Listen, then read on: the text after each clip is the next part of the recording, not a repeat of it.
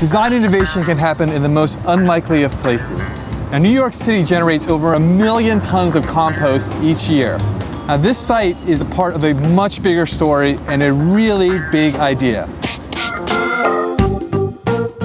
So, David, you are a compost guy, is that right? No, actually, I'm an architect and designer.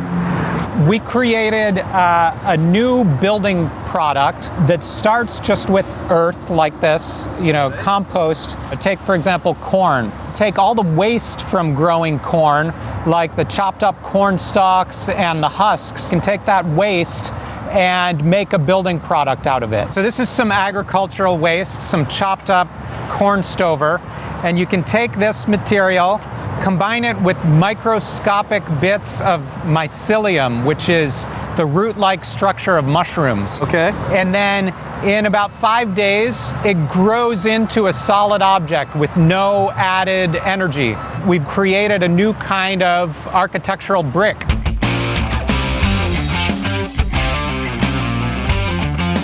Basically a new low-carbon building material. It has very low environmental footprint, and even though it's lightweight, you can make a pretty strong and big structure out of it. This is a scale model of the structure that we built. It was 40 feet tall in real life. Wow.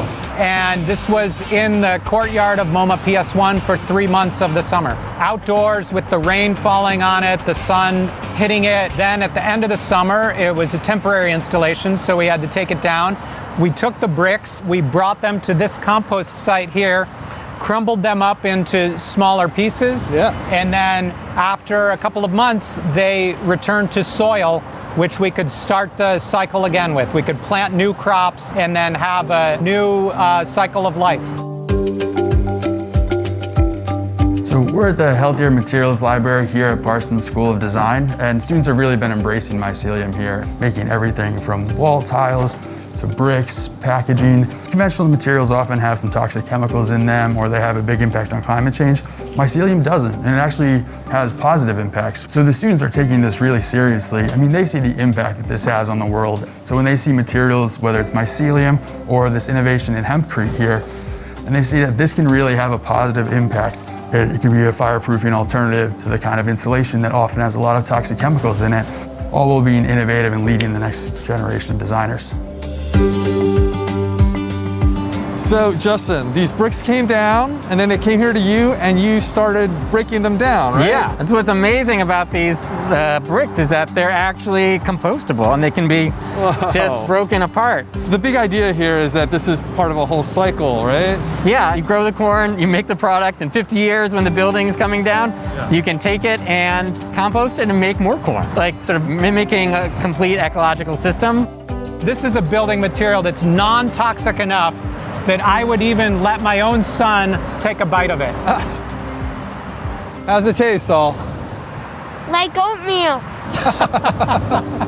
So with 40% of the landfill in the world coming from architecture and construction waste, we really need to find new techniques and new materials to go easier on the planet. Now this mushroom brick may be part of the solution. I'm just not sure that I'm ready to eat it.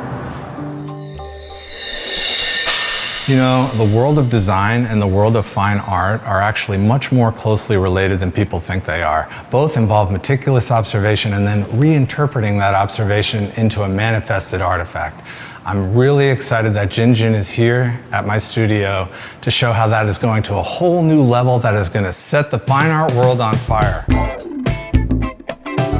As an oil painter, as someone who works in mediums like this, it's been really exciting for me because I'm also a member of Adobe's New York design team, and I work on Adobe Fresco. So the goal with Fresco is to get this beautiful analog quality into a digital environment.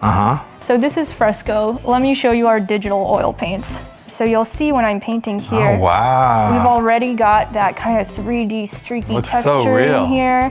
And then when we bring in extra color, I get that same gorgeous blending, smudging effect. Amazing. Do you want to try? Whoa. Yeah, look check at out that rainbow effect you just created. Yeah. You don't have to clean your brush in between. That's an advantage of Oh, what did I digital. just do there? Look at this. I'm going to show you watercolor now. Okay. So with watercolor, you know, the amount of water on your brush affects the paint effect you get. So I have a pretty wet color here, and then there's also blending effects you get when you mix colors. You can see there. So we've, again, tried to take the best of both worlds of this into Fresco, and I can blend another color into it, and look at how those blend together. It keeps blending after you've taken the stylus off the screen, just like real watercolor Yep, would. and actually, Fresco is now available also on the iPhone, so the rectangle gets even smaller. And I created this completely on my phone using Fresco, and it has all those same brushes we were just looking at. So now I'm actually painting with watercolor using my finger right on my phone. But there's one more thing I want to bring up, and that's a collaboration feature. Kyle and I are working on something together right now. Hey, Kyle. Hey, Kyle. Hey, Will. So I'm going to open it up to see what Kyle's given me. Oh, wow. Oh, wow, look at him. He's like a magical mystery wizard. One more thing I think we should definitely do, Kyle, is add some visible magic kind of sparkles coming out of the hands and the wand. We've actually got this really cool sparkle brush, and now we've got stars. Yeah, just like so that. cool. Yeah, we've got some great brushes that you actually don't have in real life. Oh man, draw me like one of your French girls. Sure, why not? Charcoal is something I use all the time, and using it here feels exactly like the real thing. I'm drawing in charcoal. The fact that you could just take this with you like you would a sketchbook, I mean, that's such a powerful idea to have that kind of control. I slip it in my backpack and just go for a little walk. I see something I want to draw, boom. If I'm on a flight, ready to go to the client, just email it and you're good to go. If I want to do a live stream, I just tell everybody, hey guys, I'm going live, and right from inside the app, I start broadcasting, and they can comment and chat and ask me questions while I'm drawing. Okay, check it out and tell me what you think. Oh man, that is so awesome. My beard has never looked better, and it looks like a real sketch from a real sketchbook. Being able to share it with anybody in real time or not, I mean, that's what the future of, I think, art is, and I think we're getting a glimpse into that right now.